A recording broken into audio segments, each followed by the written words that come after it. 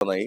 मी आत्ताच सभागृहामध्ये आलेलो आहे आणि एखाद्या ओळखीच्या व्यक्तीवर अशा पद्धतीची कारवाई झाली की ताबडतोब त्याला दुसऱ्याचं नाव जोडणं याच्यामध्ये काय अर्थ आहे असं मला वाटत नाही. त्याच्यामुळे जी काही कारवाई झालेली आहे त्याच्यामध्ये जे काही तथ्य असेल ते बाहेर येईल. तो शेतकऱ्यांसाठी सहाय्यता निधी असतो तो अगदी उत्तुंग खर्चाला गेलेला आहे. अशा प्रकारचे ट्विट आहेत अंबादास यांनी केलेले. शेतकऱ्यांसाठी जी मदत निधी जमा केली होती किंवा ती जमवली होती त्यापैकी काही खर्च केलेला नाही असं ते ट्विट आहे अंबादासांनी. ठीक आहे. शेतकऱ्यांच्या बाबतीमध्ये महायुतीच्या सरकारनं म्हणजेच मुख्यमंत्री देवेंद्रजी असतील, त्याच्यानंतर आमचे नेते एकनाथ शिंदे साहेब असतील आणि अजितदादा असतील यांनी जी काय आश्वासनं दिलेली होती, जी काय कर्जमाफीच्या संदर्भातली भूमिका घेतलेली होती, त्याला जी तारीख दिलेली आहे त्याच्या अगोदर ती सगळी प्रक्रिया पूर्ण होईल. परंतु अवकाळी पावसानं असेल, सततच्या पावसानं असेल, जे शेतकऱ्यांचं नुकसान झालेलं आहे त्याच्यावर देखील उपाययोजना जी केली होती नुकसान भरपाईची ते देखील खात्यामध्ये जमा होत आहे. त्याच्यामुळं विरोधकांना रोज काहीतरी विधानसभेच्या अधिवेशनाच्या वेळी एक ब्रेकिंग द्यायची असते, त्याच्यामुळे ह्या सगळ्या गोष्टी घडतायत. मला असं वाटतं की विरोधकांनी शेतकऱ्यांच्या भावनांशी खेळू नये.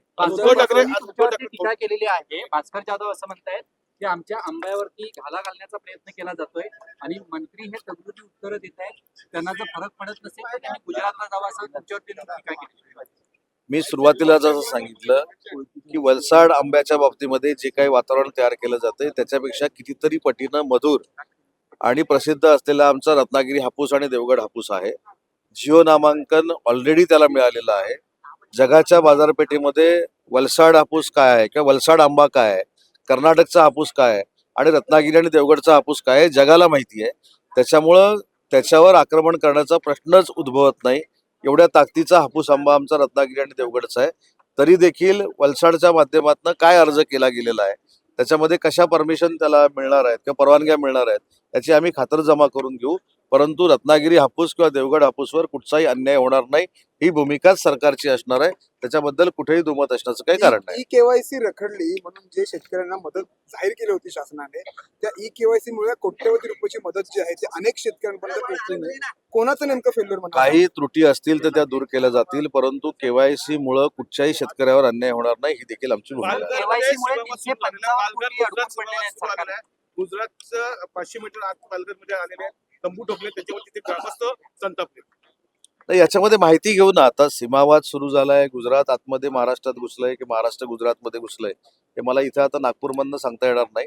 परंतु अशा पद्धतीची जर भूमिका असेल तर त्याची माहिती घ्यावी लागेल आणि माहिती घेऊनच बोलावं लागेल. सर, तुम्ही मराठी भाषेचे मंत्री आहात. आता लेखी उत्तरात कबुली दिलेली आहे की राज्यामधल्या अनेक मराठी शाळा बंद झालेल्या आहेत. आता मुंबईतील मराठी शाळा बंद झालेल्या आहेत. काय नेमकं राज्य शासन करते मराठी शाळा? मराठी भाषेचा मंत्री म्हणून शालेय शिक्षण विभागाच्या मराठी भाषेच्या शाळा ह्या माझ्या अंतर्गत येत नाहीत, ते शालेय शिक्षण विभागाच्या अंतर्गत येतात. परंतु मराठी भाषा ही प्रत्येकापर्यंत पोहोचली पाहिजे. ती आपली मायबोली आहे, मातृभाषा आहे.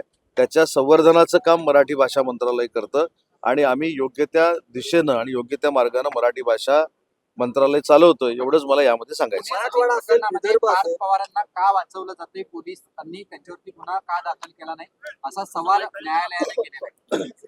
काल देखील मी याचं उत्तर सांगितलं की सन्माननीय न्यायालयानं काय निर्देश दिलेत मला माहीत नाही. परंतु या संदर्भामध्ये मुख्यमंत्री महोदयांनी जी चौकशी समिती नेमलेली आहे त्या चौकशी समितीचा अहवाल आल्यानंतर योग्य ती कार्यवाही केली जाईल. पण सातत्यानं आपण जर बघायला गेलं या प्रश्नामुळे पार्थ पवार प्रकरणामुळे कुठेतरी सरकारची कोंडी होते का? कारण का सातत्यानं सगळ्यांची उत्तरही चौकशीच्या दिशेनं जात आहेत, मात्र थेट न्यायालय कोंडी होण्याचा काही प्रश्न येत नाही. परवाच्या एका प्रसार माध्यमाच्या मुलाखतीमध्ये देखील मुख्यमंत्री महोदयांनी सांगितलेलं आहे की चौकशी झाल्यानंतर याच्यामध्ये जे काही निष्पन्न होईल त्याच्यावर नक्की कारवाई होणार आहे आणि चौकशीची कार्यवाही सुरू आहे. त्याच्यामुळे कोणाला पाठीशी घालण्याचं, कुठे अडचणी देण्याचा काहीच संबंध येत नाही. मराठवाडा विदर्भ शेतकऱ्यांच्या आत्महत्यांची संख्या वाढते. जवळपास वर्षभरात 2,000 शेतकऱ्यांनी आत्महत्या केल्याचा आकडा समोर. शेतकऱ्यांची आत्महत्या होऊ नये यासाठी सरकार प्रयत्नशील आहे. त्याच्यासाठीच अवकाळी पाऊस असेल, सततचा पाऊस असेल, याच्यासाठी आपण नुकसान भरपाई दिलेली आहे. जी तारीख 31 तारीख जी दिलेली आहे जूनची कर्जमाफीची, त्या संदर्भात कर्जमाफी ही देखील आत्महत्या रोखण्यासाठी कारणीभूत ठरणार आहे. त्यामुळे अनेक उपाययोजना शेतकऱ्यांच्या आत्महत्या होऊ नयेत यासाठी शासन करतं. शेतकरी सन्मान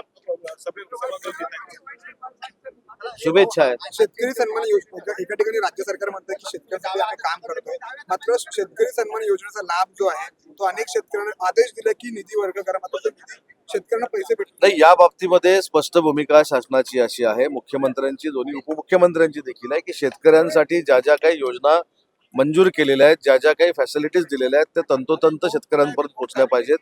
कदाचित थोडं पाठीपुढं झालं असेल, परंतु अनेक वेळा कॅबिनेटमध्ये तिन्ही नेत्यांनी शेतकऱ्यांवर अन्याय होणार नाही ही भूमिका प्रशासनाने घ्यावीच लागेल, या सक्त ताकीद प्रशासनाला दिलेल्या काल आहे. शरद धन्यवाद. पवार अजित पवार भेटलेले आहेत आणि आता अशी चर्चा होते की दोन्ही राष्ट्रवादी कुठेतरी एकत्र चर्चा टाका. तुमची ताकद वाढेल माहितीची. मला असं वाटतं की आधी येऊ देत एकत्र, मग याच्यावर आपण बोलू.